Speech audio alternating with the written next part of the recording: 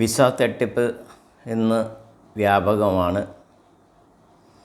അനേക ആളുകളുടെ പണം നഷ്ടപ്പെടുന്നു. പല ആളുകളുടെ സർട്ടിഫിക്കറ്റും പാസ്പോർട്ടും നഷ്ടപ്പെടുന്നു. ഇതുപോലെ ഒരു തട്ടിപ്പ് ഒരു 10-12 വർഷം മുമ്പ് ഞങ്ങളും ചെന്ന് പെട്ടു.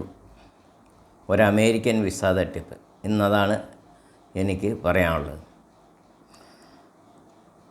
എൻ്റെ മോള് എൻജിനീയറിംഗ് പഠിച്ച് ഇറങ്ങിയ ഉടനെ തന്നെ കാണുന്ന എല്ലാ കമ്പനികളിലേക്കും അപേക്ഷ അയക്കുമായിരുന്നു. ജോലിക്ക് വേണ്ടി പഠിച്ചിറങ്ങിയതേ ഉള്ളൂ. ഒരു ദിവസം അമേരിക്കയിലുള്ള ഒരു കമ്പനിയിൽ നിന്ന് മെയിൽ വന്നു. താങ്കളെ ഞങ്ങളുടെ കമ്പനിയിലേക്ക് പരിഗണിക്കുന്നു. നിങ്ങളുടെ ഡീറ്റെയിൽസ് എല്ലാം അയച്ചു കൊടുക്കണം. റെസ്യൂമേ നേരത്തെ കൊടുത്തിട്ടുണ്ട്, പാസ്പോർട്ട് നമ്പർ, മറ്റു കാര്യങ്ങളെല്ലാം.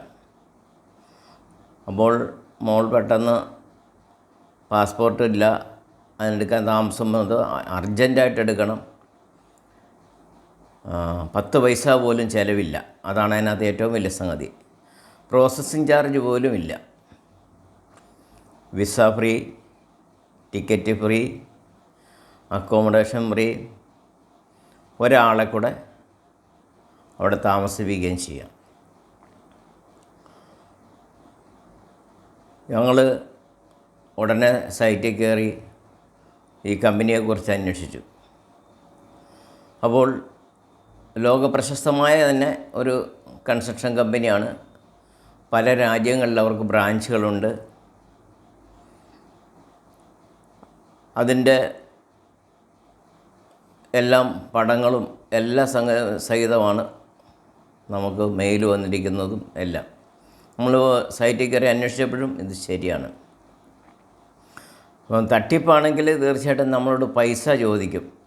ഇത് പൈസ ഒന്നും വേണ്ട, ടിക്കറ്റ് വേണ്ട, ഇനി പൈസ വേണ്ട, വിസയ്ക്ക് പൈസ വേണ്ട, ഇവരുടെ ഇവിടെ പ്രോസസ്സിങ് ചാർജും വേണ്ട, ഒന്നും 10 പൈസയും വേണ്ട. ഞങ്ങൾ വിചാരിച്ചു ഇത് എത്രമാത്രം ശരിയാണ്. ഏതായാലും ഞങ്ങൾ പെട്ടെന്ന് തന്നെ ഒരു എമർജൻസി പാസ്പോർട്ടിന് അപേക്ഷ കൊടുത്തു. 2-3 ദിവസം കൊണ്ട് പാസ്പോർട്ട് കയ്യിൽ കിട്ടി. അപ്പോൾ അമേരിക്കയിൽ തന്നെയുള്ള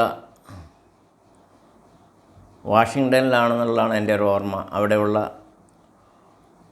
ജോലി ചെയ്യുന്ന ഒരാളുടെ കുടുംബം ഞങ്ങളുടെ അടുത്തുണ്ട്, അവരുടെ മാതാപിതാക്കൾ ഞങ്ങളുടെ അടുത്തുണ്ട്. അവരോട് പറഞ്ഞു.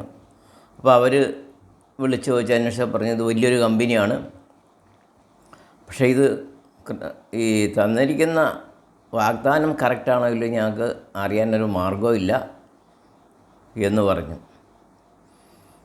അത് കഴിഞ്ഞ് അവരൊരു ഇൻ്റർവ്യൂ ഒക്കെ ഫോണിലൂടെ നടത്തി സെലക്ട് ചെയ്തു.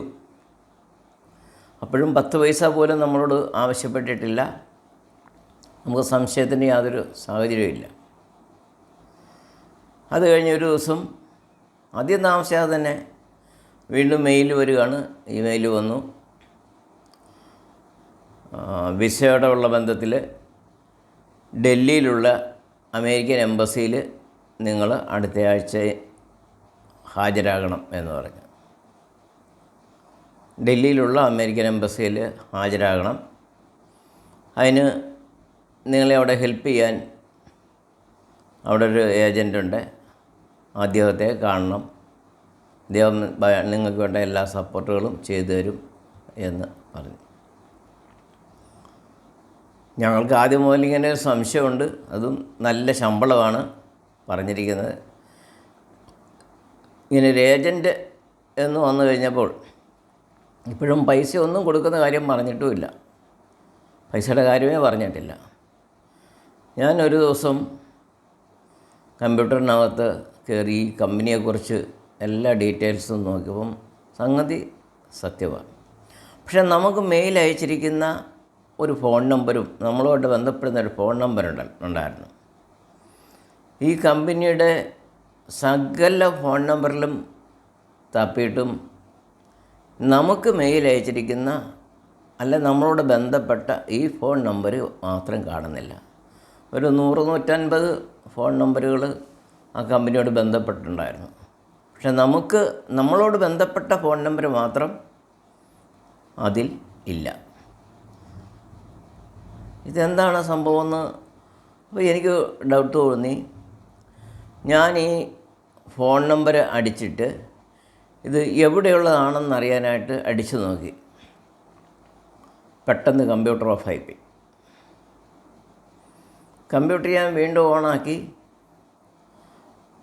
കുറച്ച് കഴിഞ്ഞ് വീണ്ടും ബാക്കിയൊക്കെ ചെക്ക് ചെയ്തു. ഈ ഫോൺ നമ്പർ എവിടെയുള്ളതാണെന്ന് അടിച്ചു നോക്കി കഴിഞ്ഞപ്പോൾ കമ്പ്യൂട്ടർ വീണ്ടും ഓഫായിപ്പോയി.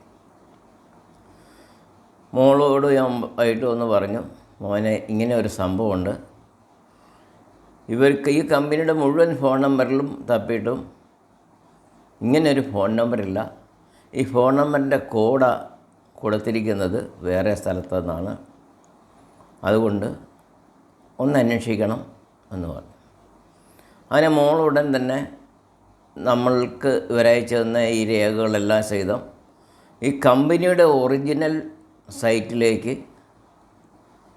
ഫോർവേഡ് ചെയ്തു. ഇത് ഒറിജിനലാണോ, നിങ്ങൾ തന്നെ അയച്ചിരിക്കുന്നതാണോ എന്ന് ചോദിച്ച് ഫോർവേഡ് ചെയ്തു. ഫോർവേഡ് ചെയ്ത് കഴിഞ്ഞപ്പോൾ അവരുടെ മറുപടി വന്നു, ഇത് ഞങ്ങളുടേതല്ല, ഞങ്ങളുമായിട്ട് ഇതിന് യാതൊരു ബന്ധവുമില്ല, ഇത് ഫേക്കാണ് എന്ന് പറഞ്ഞു. ഞങ്ങൾ അവിടെ വെച്ച് തന്നെ അത് സ്റ്റോപ്പ് ചെയ്തു. എംബസിക്കും പോയില്ല, ഏജൻ്റ് അരികിലും പോയില്ല.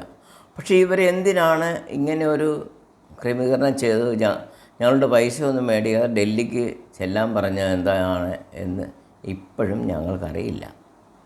ഒരു പക്ഷേ അവിടെ ചെല്ലുമ്പോൾ ഏജൻറ്റ് പറയും ഒരു 10,000 രൂപ എൻ്റെ സർവീസ് ചാർജ് വേണമെന്ന് പറയുമായിരിക്കും. എന്തോ ഏതായാലും ആ ഒറിജിനൽ കമ്പനിയിൽ നിന്ന് ഇങ്ങനെ ഒരു അപേക്ഷ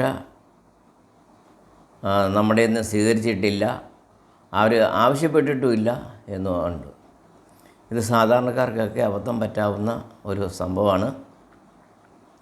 നമ്മൾ കൃത്യമായിട്ട് അറിയാതെ നമുക്ക് പൈസ മുടക്കൊന്നും ഇല്ലല്ലോ എന്ന് വിചാരിച്ച് നമ്മൾ എടുത്ത് ചാടുമ്പോൾ ചിലപ്പോൾ ഞങ്ങൾക്ക് ഇപ്പോൾ ഇതിനകത്ത് പൈസ മുടക്കൊന്നും ഇല്ല, പാസ്പോർട്ട് പെട്ടെന്ന് എടുക്കേണ്ട ഒരു സാഹചര്യം ഇത് മാത്രമേ വന്നുള്ളൂ. അതുപോലെ തന്നെ അധികം താമസിയാതെ തന്നെ ഞങ്ങൾക്ക് മറ്റൊരു ഇതും കിട്ടി. മാരുതിയുടെ പൂനെയിൽ നിന്ന് ഒരു സിവിൽ എഞ്ചിനീയറുടെ വേക്കൻസിക്ക് സെലക്ട് ചെയ്തെന്നും പറഞ്ഞ് വന്നു. 5 പേരിലെ ഒരാൾ എൻ്റെ മോളായിരുന്നു. ഈ ഓർമ്മ മറ്റേ അമേരിക്ക ഓർമ്മ നിലനിന്നുകൊണ്ട് മാരുതി തന്നെ ജോലി ചെയ്തിരുന്ന ഞങ്ങളുടെ ഒരു കസിനുമായിട്ട് ഞാൻ വിളിച്ച് ചോദിച്ചപ്പോൾ പറഞ്ഞു അത് തട്ടിപ്പാണ്. ഇതുപോലെ അനേക ആളുകളെ മാരുതിയുടെ അതേ വെബ്സൈറ്റിലൂടെ ക്ഷണിക്കുന്നുണ്ട്. അപ്പോൾ അവർ ഫ്ലൈറ്റ് ചാർജ് അടയ്ക്കാനാണ് പറയുന്നത്, ഫ്ലൈറ്റ് ടിക്കറ്റ് അയച്ചു തരാം എന്ന് പറഞ്ഞൊക്കെയാണ് പലതരത്തിലാണ് തട്ടിപ്പ് നടത്തുന്നത്. അതുകൊണ്ട് തട്ടിപ്പുകൾ പലവിധമുണ്ട്.